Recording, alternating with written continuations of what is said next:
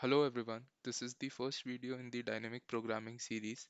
Today we will be discussing the concept of dynamic programming along with some examples. In the upcoming videos, we will be discussing and solving practice problems on dynamic programming. So let's get started. The whole idea of dynamic programming is based on 2 points, overlapping subproblem and optimal substructure. So let's understand these problems or principles in detail. So first, let's talk about overlapping subproblem. One of the main concepts that we have learned in recursion was that we try to break a problem into subproblems and solve the subproblems first. Using the results from the subproblems, we try to solve the bigger problem. Let's say that we have a recursion tree which looks something like this. There's a problem A which depends on subproblems B and C. Further, B depends on subproblems D and C.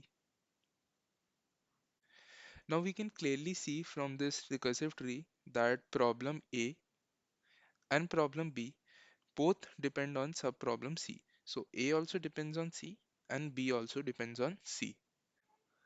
So from this we can clearly see that to solve the problem A, we would actually be solving problem C twice because there are multiple steps which depend on C.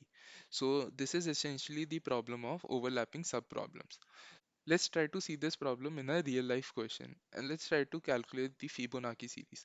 Now we want to calculate the fifth Fibonacci and we know that nth Fibonacci is sum of n minus 1 and n minus 2 Fibonacci terms. So we want to calculate the fifth Fibonacci. Now let's try to draw the recursive tree for that. If we want to calculate the fifth Fibonacci number, that would actually depend on the fourth Fibonacci number and the third Fibonacci number. Fourth will depend on 3 and 2. 3 will depend on 2 and 1. Now again 3 here will depend on 2 and 1. So let's say that for our problem, the 2 and 1 steps are actually the base case. We have stored already in our base case what is the first and second Fibonacci numbers in the series. So we can clearly see from this tree that when we'll be calculating the Fibonacci number, we'll be actually calculating the third Fibonacci number more than once. So we will actually be solving this subproblem more than once. And this is the problem that we have discussed earlier, that we are actually calculating a particular problem more than once. Or this has been termed as overlapping subproblem. So dynamic programming can be applied in these kinds of problem. What DP does is that it saves us from calculating the same problem again and again. If we have calculated the third Fibonacci once, when using DP, we do not need to calculate it again. DP helps us in remembering the answer for a subproblem. If it has already been calculated, then we do not calculate the answer for that specific subproblem again. This essentially helps us in significantly reducing the time complexity of our solutions. Calculating every unique problem only once is significantly much more optimized than calculating the same problem again and again. So we'll soon see the implementation details and how it actually brings down the time complexity. Now let's discuss about the second principle or second point, which is optimal substructure. So this is another area where DP can be used. If a problem has optimal substructure, then we can use DP. Optimal substructure in simple terms means that if we break a problem into two subproblems and we have calculated the optimal answer for the two subproblems, then we can use those two optimal answers to calculate the final optimal answer for the main problem or the initial problem that we had. Let's take an example and try to understand with an example. So there's a ladder or of size 10. So it goes from 0, 1, 2, and that way it goes till 9. And there's a player who's standing at 0. and the player wants to jump to 9 in the most optimal fashion. So let's say that we break it into two subproblems. The player first jumps to a point X, and from here the player jumps to the last cell, which is 9. Now, if we are able to solve these two subproblems in an optimal fashion, that is, we are able to find the optimal answer for player jumping from 0 to x and then find the optimal answer for player jumping from x to 9, then using these two optimal answers, we can actually calculate the optimal answer for the player for jumping from 0 to 9. So this is known as optimal substructure, where we can use the optimal answers for the subproblems to calculate the optimal answer for the bigger problem. Now this is kind of derivative of first principle, where we are calculating Fibonacci for smaller and combining to solve the bigger problem, or we are combining it to find the bigger Fibonacci number. So in the second principle, the only difference is that we are calculating the optimal answer, while for Fibonacci there's only one answer. But similar to the first point, we will use DP to calculate and store the optimal answer for the smaller subproblems, and then use those to calculate the optimal answer for the bigger problems. So DP in majority places is used to improve the performance of a recursive solution, or to convert a recursive solution to an iterative solution. So in this video and the upcoming practice videos, we will be discussing the initial recursive solution, try to write the recurrence relation, and then try to come up with DP solution. But once you are proficient in DP, you can actually directly write the DP solutions. Moving on to the implementation details. Now there are two types of DP, memoization and tabulation. So let's begin with memoization first.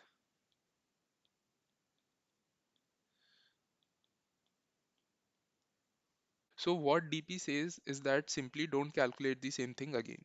So this is where we use memoization, and it is a top-down approach.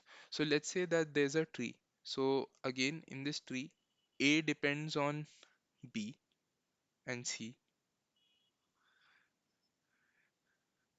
and B subsequently depends on D and C. Also C further depends on E and F.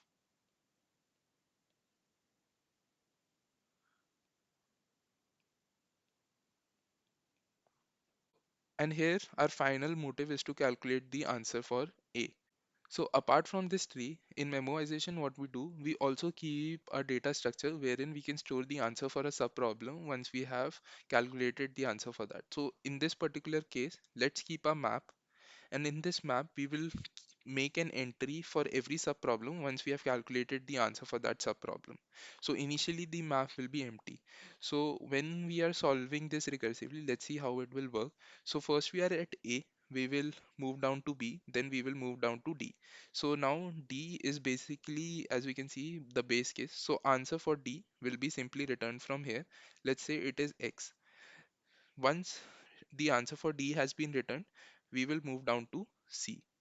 From C, we will move down to E. Again, the answer for E will be returned. Then we will move down to F. Again, F is the base case, so answer for F will be returned. Now, using the answers for from E and F, we will actually calculate the answer for C.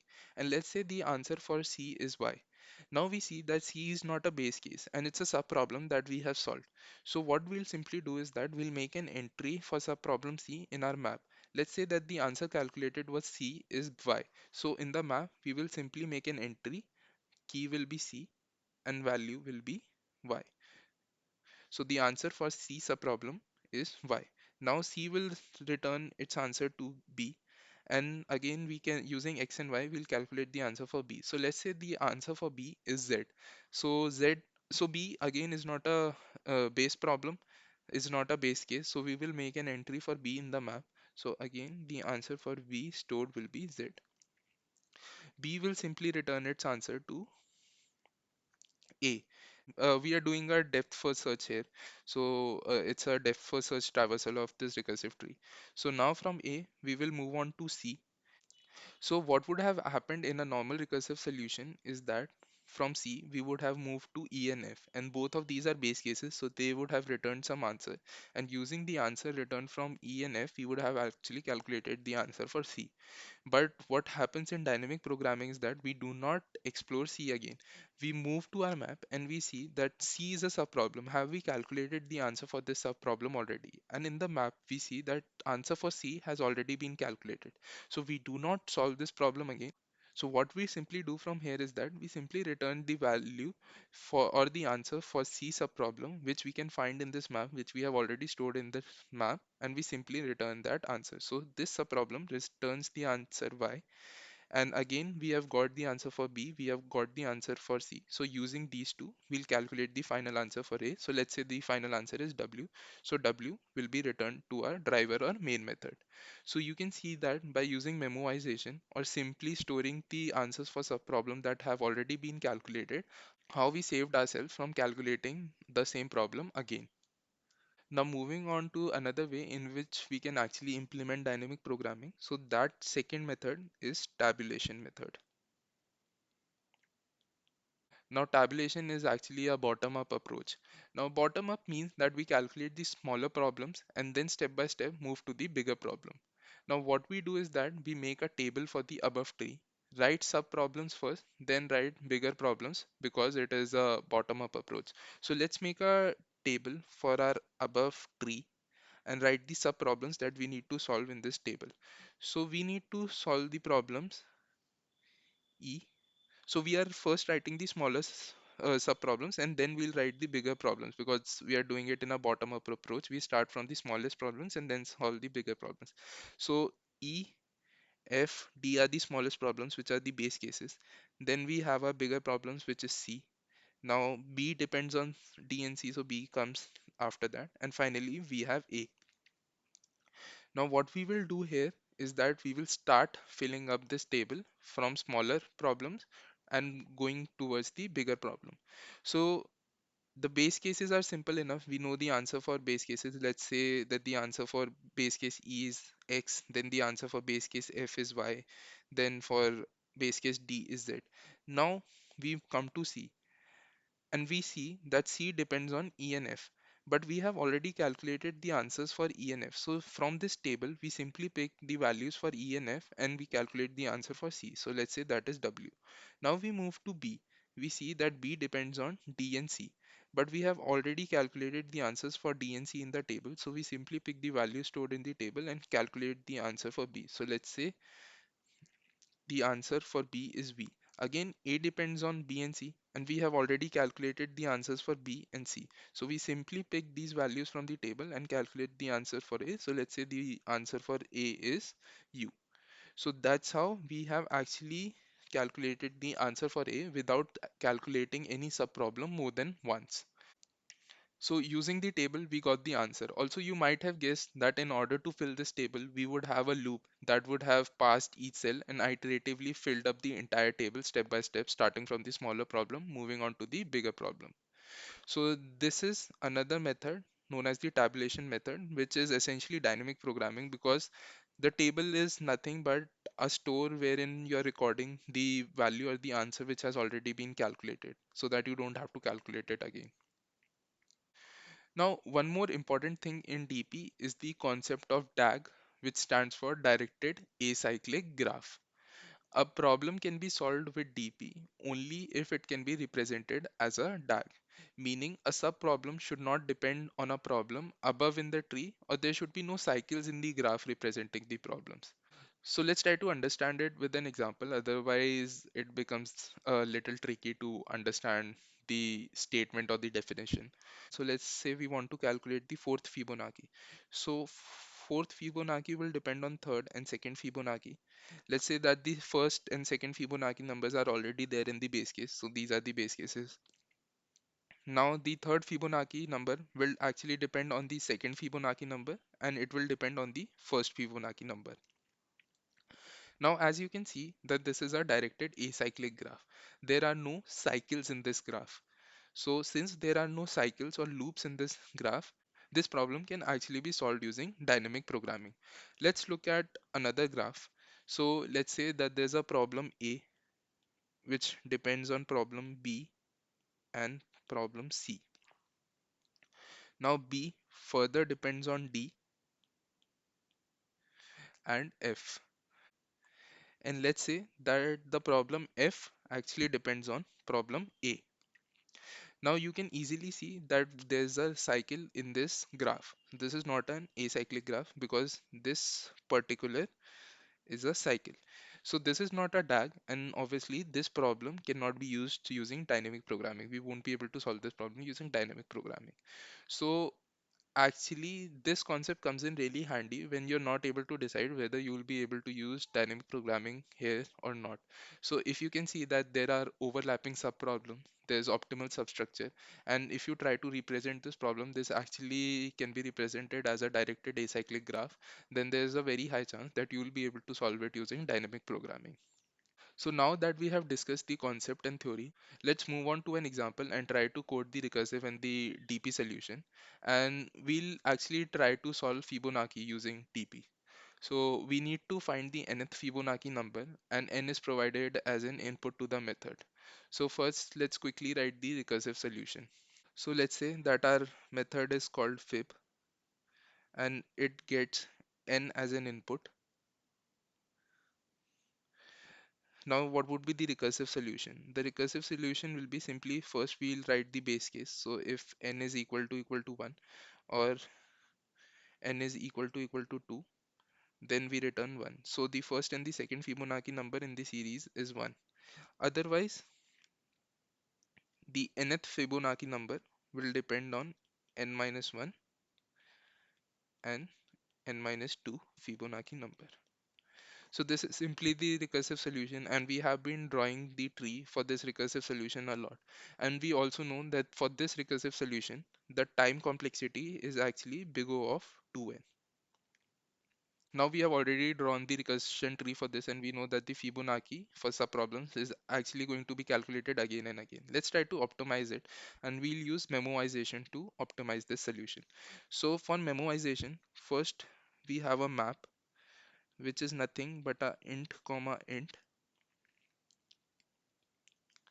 Why int comma int? So the key is going to be the nth value. So which nth or which Fibonacci term in the series is this particular value representing, and value is going to be the value of that nth number. So if it is going to be if we are calculating the third Fibonacci, then the key will be 3 and the value stored against will be 2, which is 1 plus 1, the sum of the second and the first Fibonacci number. Again, we'll make our method. Now the base case is going to remain same. So if n is equal to 1, or n is equal to 2, we are simply going to return 1, which is the first or the second Fibonacci number. Now another thing that we are going to do here, the new thing that we are going to do here is that we are first going to check if we have already solved this subproblem or not. If we have already solved this subproblem, then we do not need to solve it again. We simply return the answer. So what we do, we use find method and see that if we have already calculated the nth Fibonacci. If we have already calculated the nth Fibonacci,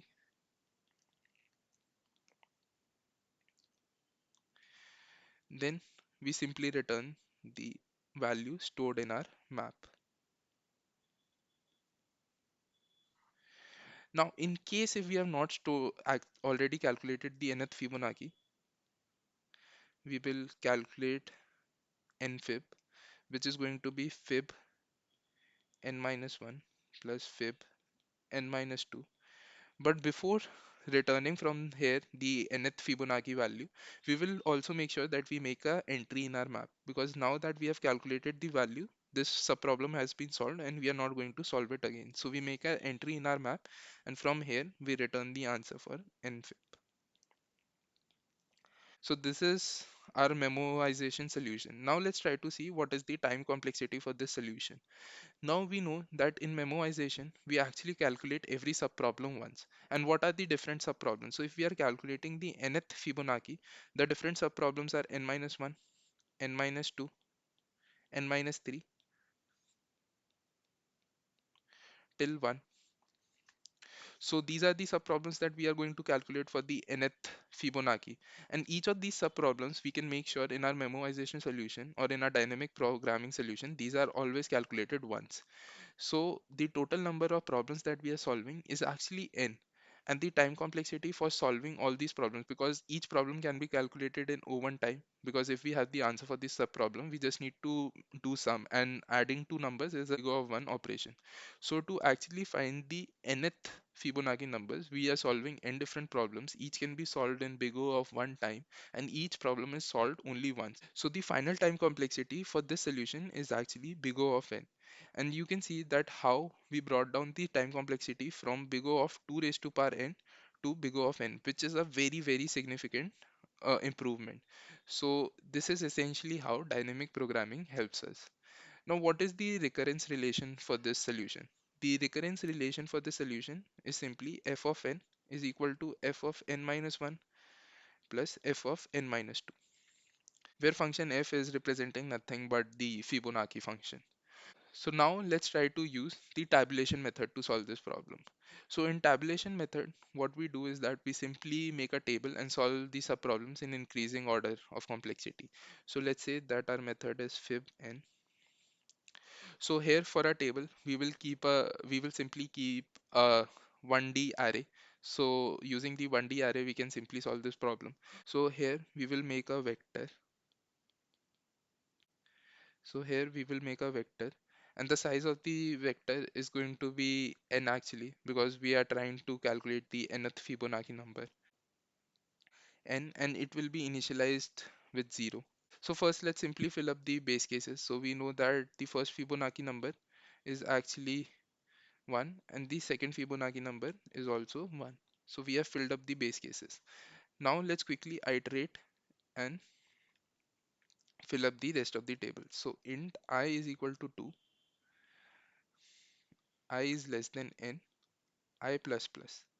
And we can simply see that v of I is nothing but v of I minus 1 plus v of I minus 2.